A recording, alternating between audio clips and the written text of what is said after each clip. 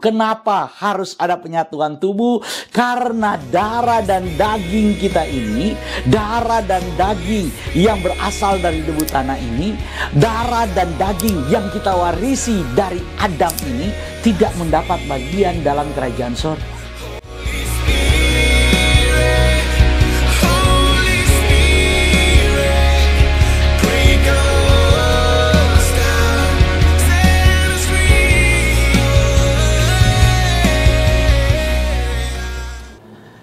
Saudara yang dikasihi oleh Tuhan Yesus Kristus, hari ini saya akan melanjutkan khotbah tentang perjamuan kudus. Kalau di dalam 2 minggu sebelumnya kita sudah berbicara secara khusus tentang perjamuan kudus sebagai perjanjian baru yang diikat oleh darah Tuhan Yesus sendiri atau yang dimeteraikan oleh darah Tuhan Yesus sendiri, di mana saya sudah sampaikan bahwa perjamuan kudus itu adalah bukti bagaimana Tuhan mengasihi kita, bagaimana Dia membuat perjanjian untuk kita atau membuat perjanjian kepada kita. Jadi kalau kita berbicara tentang perjanjian baru terkait dengan perjamuan kudus, itu adalah perjanjian Tuhan kepada kita. Oleh sebab itu, saya sudah membahas bahwa apa makna perjamuan kudus terkait dengan perjanjian baru yang Tuhan berikan. Saya sudah sampaikan beberapa poin kepada kita bahwa lewat perjamuan kudus itu Kristus menjadi korban keselamatan untuk kita. Dia menyerahkan dirinya sebagai korban keselamatan untuk saudara dan saya, dan sekaligus juga Dia menjadi imam buat saudara dan saya. Hari ini saya akan melanjutkan khotbah tentang perjamuan kudus itu. Dan dari ayat yang kita baca, kita melihat bahwa dengan tegas Tuhan kemudian menganalogikan bahwa perjamuan kudus itu berkaitan dengan tubuh dan darahnya. Saudara, kalau kita baca ayat ini kemudian mengakibatkan pertengkaran. Perkataan-perkataan Tuhan tentang roti hidup, tentang penyatuan dengan tubuhnya, tentang siapa yang makan dagingnya dan minum darahnya, itu mengakibatkan pertengkaran bagi orang Yahudi. Orang Yahudi kemudian berkata kepada Tuhan Yesus, dan di antara mereka sendiri sambil mereka bertengkar, mereka berkata, bagaimana ini? Bagaimana Ia ini dapat memberikan dagingnya kepada kita untuk dimakan? Saudara, ini bagi orang Yahudi mustahil. Sama juga dengan sejarah orang-orang yang hidup setelah zaman Yesus, di mana kemudian mereka berpikiran bahwa kalau orang Kristen itu adalah kelompok orang-orang kanibal karena mereka memakan daging manusia. Saudara, pada zaman Nero, ketika kemudian orang Kristen dianiaya, orang Kristen ditangkap, orang Kristen dibunuh pada zaman itu, orang Kristen ditangkap, dianiaya di kota Roma pada saat itu dengan tuduhan bahwa orang Kristen itu kanibal. Kenapa? Karena mereka memakan daging dan meminum darah Yesus. Jadi sekali lagi saya ingin sampaikan kepada saudara, memahami perjamuan kudus ini sangat penting. Karena sudah banyak yang mati, sudah banyak yang menjadi martir, sudah banyak yang menjadi syahid karena masalah perjamuan kudus ini. Oleh karena itu, mari kita lihat pada ayat yang ke-56. Kita akan mulai dari titik ini. Ayat 56, firman Tuhan berkata, barang siapa makan dagingku dan minum darahku, ia tinggal di dalam aku dan aku di dalam dia. Saudara, ketika kita bicara perjamuan kudus, maka kita sedang berbicara tentang penyatuan tubuh. Ketika kita berbicara tentang perjamuan kudus saat ini kita akan melihat, maka kita akan melihat bersama dan memahami bersama bahwa perjamuan kudus itu artinya penyatuan dengan tubuh Kristus. Kita ada di dalam Kristus dan Kristus ada di dalam kita. Apabila kamu makan dagingku dan minum darahku, maka ia tinggal di dalam aku dan aku di dalam dia, kata Tuhan.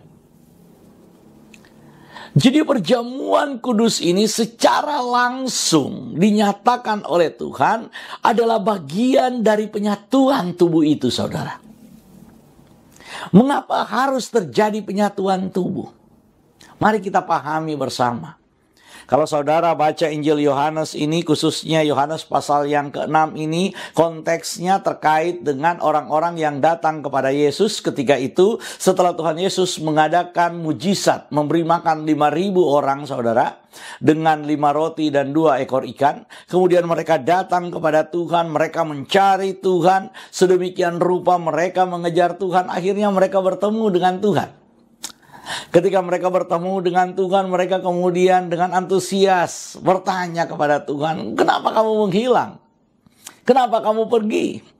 Kenapa kamu kemudian tiba-tiba meninggalkan kami setelah mujizat yang luar biasa?" Karena kalau kita baca mujizat Yesus memberi makan 5.000 orang dengan 5 roti dan 2 ikan, maka kita akan melihat di akhir cerita orang-orang pada saat itu, orang banyak pada saat itu ingin kemudian mengangkat atau mendaulat Yesus supaya dia menjadi raja. Tapi kemudian Tuhan pergi menghindar, Tuhan pergi kemudian menjauh. Karena bukan itu yang menjadi tujuan Tuhan. Karena itu orang-orang datang mencari Yesus. Ketika mereka mencari Yesus, maka Yesus kemudian berkata bahwa kamu mencari aku bukan karena maksud yang lain. Kamu mencari aku karena kamu telah makan roti mujizat itu dan kamu telah menjadi kenyang. Dan Tuhan kemudian berkata selanjutnya bahwa sebaiknya jangan karena kamu makan roti sehingga kamu menjadi kenyang, tapi sebaiknya kamu mencari pekerjaan-pekerjaan yang membuat kamu kenyang selama-lamanya, di mana kamu kenyang untuk mendapatkan bagian dalam kerajaan sorga. Mendapatkan bagian dalam kekekalan. Nah, saudara, dalam konteks inilah maka kemudian Tuhan selanjutnya berbicara bahwa kalau kamu makan roti yang diberikan oleh nenek moyangmu, yaitu roti mana itu, maka kamu akan lapar. Tapi kalau kamu makan roti yang aku berikan, roti yang turun dari sorga, maka kamu tidak akan lapar selama-lamanya. Wow. Pada saat itu orang-orang Yahudi kemudian berkata, "Tuhan, kami mau roti itu." Dan Tuhan Yesus kemudian berkata, "Roti aku maksud itu adalah roti hidup, yaitu dagingku akan kuberikan untuk hidup dunia." Ketika Tuhan berkata bahwa roti yang dia maksud itu adalah dagingnya yang dia berikan untuk hidup dunia dan harus dimakan oleh orang-orang, bahwa itu menjadi roti hidup yang telah turun dari sorga, maka orang Yahudi berkata, "Siapa dia? Bukankah dia Yesus yang orang tuanya kita kenal? Bukankah dia Yesus yang orang tuanya adalah Yusuf dan Maria? Bukankah dia adalah Yesus yang sehari-hari kita tahu kehidupannya? Dan siapa dia yang berani berkata bahwa dia telah turun dari sorga?" Saudara, karena itu Yesus kemudian berkata bahwa kalau kamu tidak diberikan Bapa kepadaku, maka kamu tidak akan mengenal aku. Orang yang mengenal Yesus adalah orang yang mendapat kasih karunia dari Bapa. Hanya orang-orang yang mendapat kasih karunia dari Bapa, hanya mereka lah yang mengenal Yesus Kristus. Dan Tuhan berkata, orang yang diberikan Bapa kepadaku tidak akan aku tinggalkan. Aku akan bangkitkan dia pada akhir zaman. Aku akan hidupkan dia pada akhir zaman. Wow.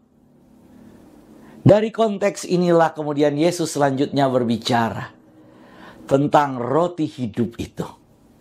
Oleh karena itu kita harus memahami secara benar.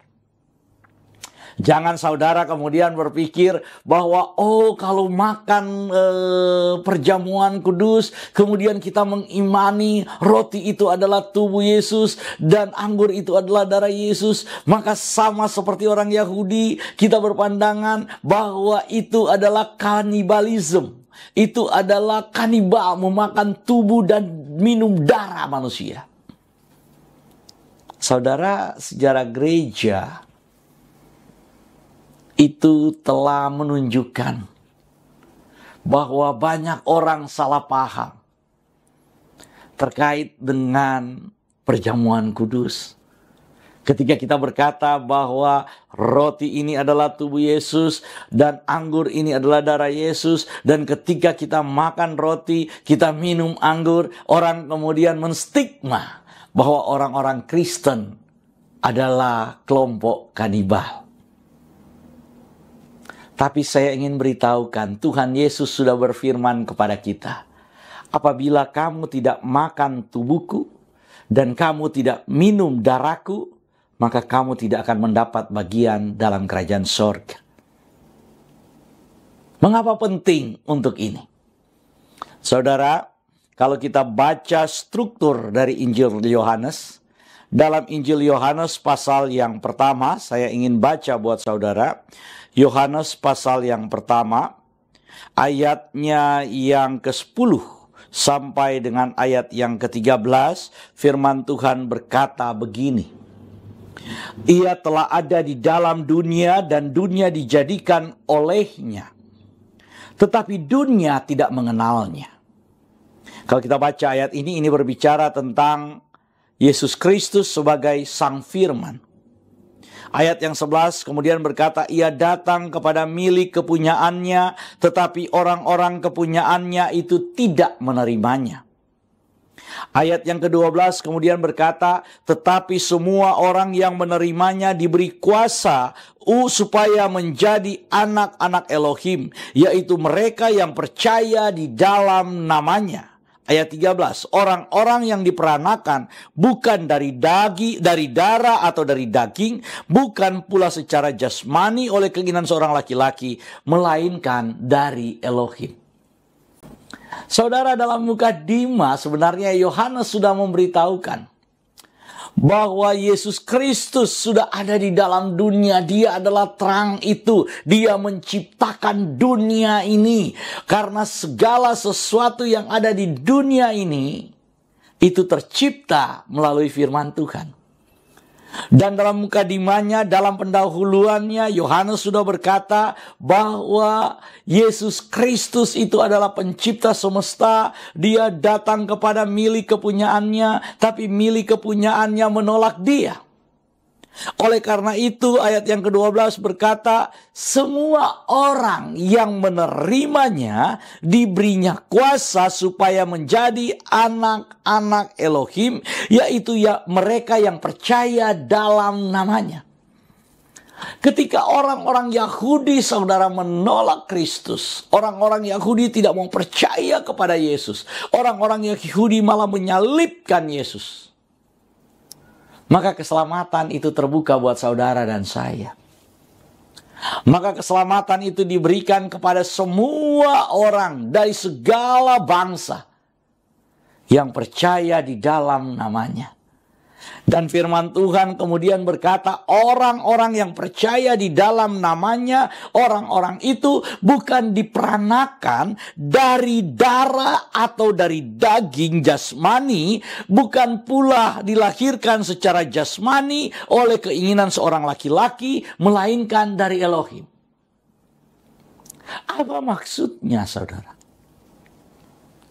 Tuhan Yesus ingin memberitahukan kepada kita bahwa orang yang percaya kepada Kristus, orang yang percaya kepada Yesus, mereka itu terjadi bukan karena kelahiran secara daging, tapi mereka ada karena kelahiran secara rohani.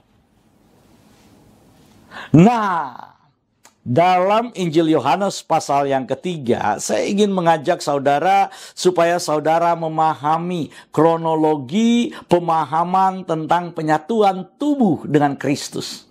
Jadi kalau pertama kita sudah ditunjukkan oleh Injil Yohanes, oleh penulis Injil Yohanes, bahwa ketika berbicara tentang penyatuan tubuh itu, Yohanes sudah mulai dengan orang-orang yang percaya kepada Yesus. Orang-orang itu bukan lahir dari keinginan jasmani seorang laki-laki, bukan lahir dari darah dan daging, tapi lahir dari kehendak Tuhan. Atau orang-orang yang percaya kepada Yesus, yaitu saudara dan saya, ini adalah lahir bukan karena kita keturunan manusia, keturunan orang tua kita, tapi kita lahir secara rohani karena kehendak Tuhan. Saudara dan saya ada, itu karena Tuhan yang menginginkan saudara dan saya ada. Karena itu mari kita lihat dalam Injil Yohanes pasal yang ketiga ayat yang ke-6. Injil Yohanes pasal yang ketiga ayat yang ke-6 ini ketika Nikodemus datang, saudara. Jadi cerita ini berbicara tentang kelahiran baru. Ketika Nikodemus datang kemudian bertanya kepada Tuhan Yesus, bagaimana supaya saya memperoleh kehidupan yang kekal. Tuhan Yesus kemudian berkata bahwa kamu harus dilahirkan kembali. Kamu harus mengalami kelahiran baru. Nikodemus kemudian berkata, Tuhan, bagaimana mungkin itu terjadi? Bagaimana mungkin seorang yang telah dewasa itu bisa dilahirkan kembali? Apakah dia masuk ke dalam rahim ibunya dan kemudian dilahirkan kembali? Tuhan kemudian berkata kepada Nikodemus, Nikodemus, apabila kamu tidak dilahirkan kembali, kamu tidak akan masuk dalam kerajaan sorga. Apabila kamu tidak dilahirkan kembali, maka kamu tidak akan melihat kerajaan sorga. Selanjutnya Tuhan Yesus berkata pada ayat yang ke-6. Apa yang dilahirkan dari daging adalah daging. Dan apa yang dilahirkan dari roh adalah roh. Jadi selanjutnya Yohanes kemudian ingin memberitahukan kepada saudara dan saya bahwa ada dua kelahiran di dunia ini. Yang pertama kelahiran dari daging, dan yang kedua kelahiran dari roh. Saudara, kelahiran dari daging adalah kelahiran alamiah. Kelahiran secara natural. Kelahiran jasmani. Di mana saudara dan saya pasti punya ayah dan ibu. Kita pasti punya orang tua. Kita pasti lahir dari rahim ibu kita. Lahir dari rahim orang tua kita.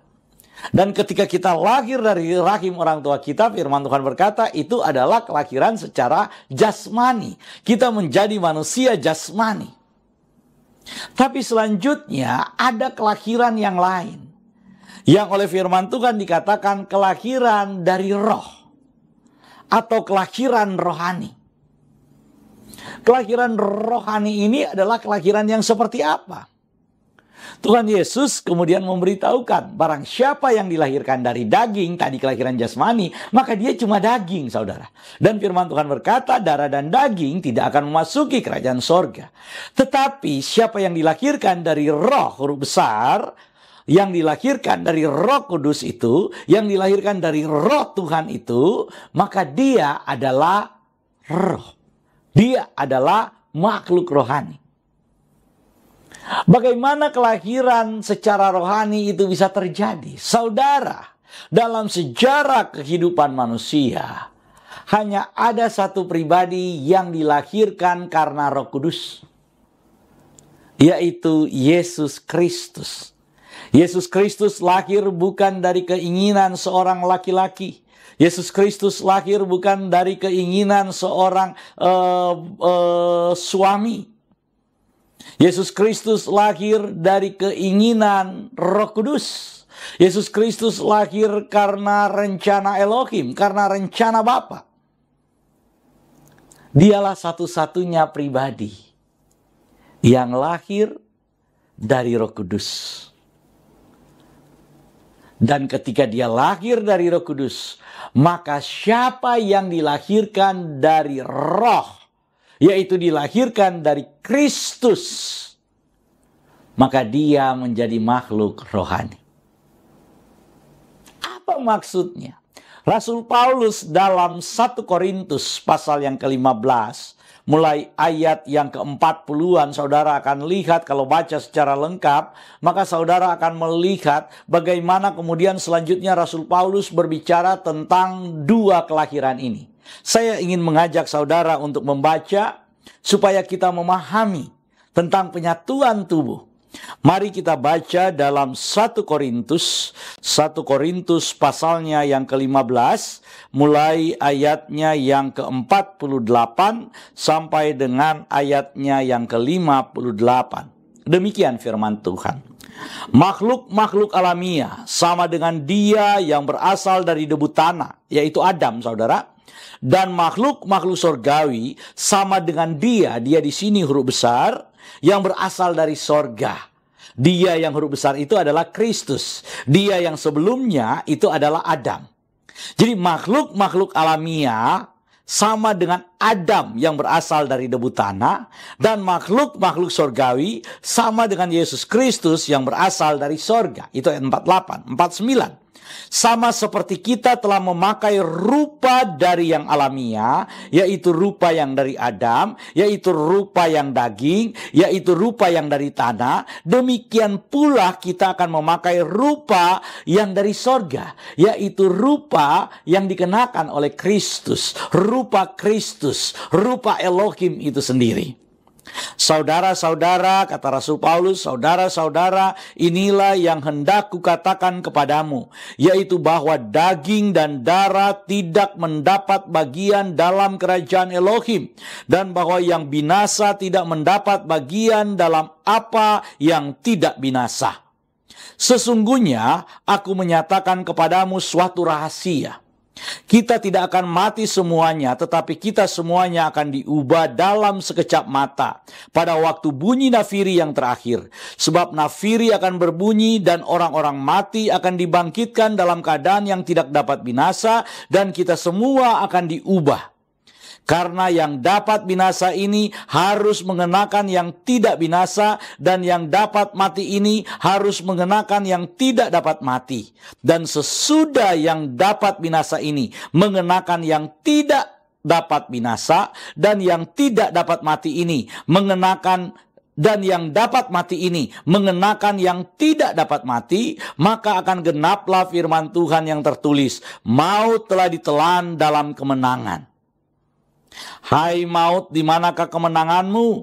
Hai maut, di manakah sengatmu? Sengat maut ialah dosa, dan kuasa dosa ialah hukum Taurat. Tetapi syukur kepada Elohim yang telah memberikan kepada kita kemenangan oleh Yesus Kristus Tuhan kita. Karena itu saudara-saudaraku yang kekasih, berdirilah teguh, jangan goyah, dan giatlah selalu dalam pekerjaan Tuhan, sebab kamu tahu bahwa dalam persekutuan dengan Tuhan, jerih payahmu tidak sia-sia. Saudara, pada ayat yang ke-48, Rasul Paulus langsung menegaskan kepada kita bahwa ada dua tubuh. Ada dua tubuh, yaitu tubuh jasmani yang dari debu tanah dan tubuh sorgawi yang dari sorga. Kalau saudara baca dari ayat yang ke-40, saya akan baca buat kita supaya kita makin jelas. Ayat yang ke-40, ada tubuh sorgawi dan ada tubuh duniawi. Tetapi kemuliaan tubuh sorgawi lain daripada kemuliaan tubuh duniawi. Kemuliaan matahari lain daripada kemuliaan bulan. Dan kemuliaan bulan lain daripada kemuliaan bintang-bintang. Dan kemuliaan bintang yang satu berbeda dengan kemuliaan bintang yang lain. Demikian pula halnya dengan kebangkitan orang mati. Ditaburkan dalam kebinasaan, dibangkitkan dalam ketidakbinasaan. Ditaburkan dalam kehinaan, dibangkitkan dalam kemuliaan. Ditaburkan dalam kelemahan, dibangkitkan dalam kekuatan. Yang ditaburkan adalah tubuh alamiah, yang dibangkitkan adalah tubuh rohania. Jika ada tubuh alamiah, maka ada pula tubuh rohania. Sama seperti ada tertulis, manusia pertama Adam menjadi makhluk yang hidup, tetapi Adam yang akhir menjadi roh yang menghidupkan. Tetapi yang mula-mula datang bukanlah yang rohania, tapi yang alamiah. Kemudian barulah datang yang rohania. Manusia pertama berasal dari debu tanah dan bersifat jasmani. Manusia kedua berasal dari sorga. Jadi saudara, dari semua ayat yang kita baca tadi, dari banyak ayat yang kita baca tadi, firman Tuhan ingin memberitahukan kepada kita bahwa tubuh jasmani ini, tubuh Adam ini, tubuh yang dari debu tanah ini akan kita tinggalkan karena ini adalah tubuh yang dapat binasa. Tapi firman Tuhan memberitahukan kepada kita, tubuh yang dapat binasa ini nantinya akan diganti oleh Tuhan dengan tubuh yang tidak dapat binasa. Ketika Yesus Kristus datang di awan-awan untuk menjemput saudara dan saya orang-orang percaya, mereka yang sudah lebih dahulu mati, firman Tuhan berkata, mereka akan dibangkitkan dan diubahkan, diberikan tubuh yang baru. Sedangkan kita yang masih hidup, kita kemudian akan diubahkan, diberikan tubuh yang baru. Dan bersama-sama kita akan diangkat untuk bertemu dengan Tuhan Yesus. Jadi kalau kita berbicara tentang perjamuan kudus ini, kita bicara saat ini tentang apa? Yaitu tentang penyatuan tubuh. Kenapa harus ada penyatuan tubuh? Karena darah dan daging kita ini, darah dan daging yang berasal dari debu tanah ini, darah dan daging yang kita warisi dari Adam ini tidak mendapat bagian dalam kerajaan sorga. Oleh karena itu saudara, kita harus mengenakan tubuh Kristus. Kita harus mengenakan tubuh yang tidak dapat binasa, yaitu tubuh yang turun dari sorga, yang telah Tuhan siapkan buat saudara dan saya. Lewat perjamuan kudus ini saudara, kita bisa mengerti dan kita bisa memahami bahwa kita mengenakan tubuh yang tidak dapat binasa. Lewat perjamuan kudus ini, kita kemudian memakan tubuh Yesus, meminum darah Yesus, dan di dalam iman kita percaya apa yang dikatakan oleh firman Tuhan, bahwa kita menjadi satu dengan tubuh Yesus dan mendapat bagian dalam Kristus. Maka pada saat itu kita percaya, ketika nanti Yesus datang di awan-awan untuk menjemput saudara dan saya, maka saudara dan saya diubahkan tubuhnya untuk menjadi serupa dengan tubuh Yesus, dan kita terhisap, terangkat untuk bersama dengan Yesus. Jadi kalau kita berbicara nanti tentang pengangkatan, kita juga sedang berbicara tentang tubuh yang diubahkan. Karena hanya tubuh yang sama dengan tubuh Kristus yang menanti di awan-awan di langit yang kedua itu, maka kita bisa terhisap, kita bisa ditarik, kita bisa diangkat untuk bertemu dengan Dia. Tuhan datang menjemput kita, mengangkat kita, bukan dengan tubuh yang fana ini. Karena sekali lagi, tubuh yang binasa ini tidak akan mendapat tempat di dalam kerajaan surga. Jadi saudara, kalau kita bicara perjamuan kudus, maka sekarang kita bicara tentang penyatuan tubuh. Yang kedua saudara, saya akan persingkat khotbah saya. Kalau kita bicara tentang perjamuan kudus, kita sedang berbicara tentang DNA dan genetika ilahi. Firman Tuhan berkata dalam bacaan kita tadi, di dalam Injil Yohanes pasal yang ke-6 tadi, kita sudah ditunjukkan oleh Tuhan langsung saudara, bagaimana apa yang dimaksud dengan genetika ilahi itu. Tuhan Yesus berkata, "Akulah roti hidup. Nenek moyangmu telah makan mana di padang gurun dan mereka telah mati. Inilah roti yang turun dari sorga. Barang siapa makan daripadanya, ia tidak akan mati." Saudara, manusia itu mendapatkan DNA. DNA itu adalah tanda spesifik dari setiap manusia. DNA saya berbeda dengan DNA saudara. DNA saya warisi dari orang tua saya. Setiap manusia itu memiliki tanda DNA-nya. Dan untuk mengetahui DNA itu biasanya yang paling biasa dilakukan, yaitu bisa dilihat lewat daging dan bisa terlihat dalam darah. Saudara, dalam Injil Yohanes pasal yang pertama ayat 18, Yohanes pertama ayat 18, firman Tuhan berkata begini, "Tidak seorang pun yang pernah melihat Elohim, tetapi anak tunggal Elohim yang ada di pangkuan Bapa, dialah yang menyatakannya." Saudara, kata yang digunakan adalah anak tunggal Elohim. Kata anak tunggal Elohim ini dalam bahasa Yunani monogenestheos. Monogenestheos itu mono satu, genes itu adalah gen, theos itu adalah Elohim. Jadi monogenestheos itu artinya satu-satunya genetika dari Elohim. Satu-satunya genetika dari Elohim yang turun dari sorga. Itu adalah Kristus. Itu adalah Yesus. Oleh karena itu ketika kita percaya kepada Yesus, maka kita dilahirkan kembali dalam Yesus. Kita memiliki genetika Kristus. Kita memiliki genetika Elohim. Kita memiliki genetika monogenestheos itu. Kita memiliki genetika yang satu-satunya datang dari Elohim. Dan itu hanya ada di dalam genetika Kristus. Kalau saudara dan saya percaya kepada Yesus Kristus, maka secara langsung saudara dan saya memiliki genetika ilahi. Oleh karena itu, lewat perjamuan kudus itu, ketika kita makan daging Kristus, ketika kita minum darah Yesus, maka secara langsung kita kemudian mengkonsumsi genetika ilahi. Dan terjadilah penyatuan itu, bahwa genetika daging kita itu digantikan oleh genetika ilahi.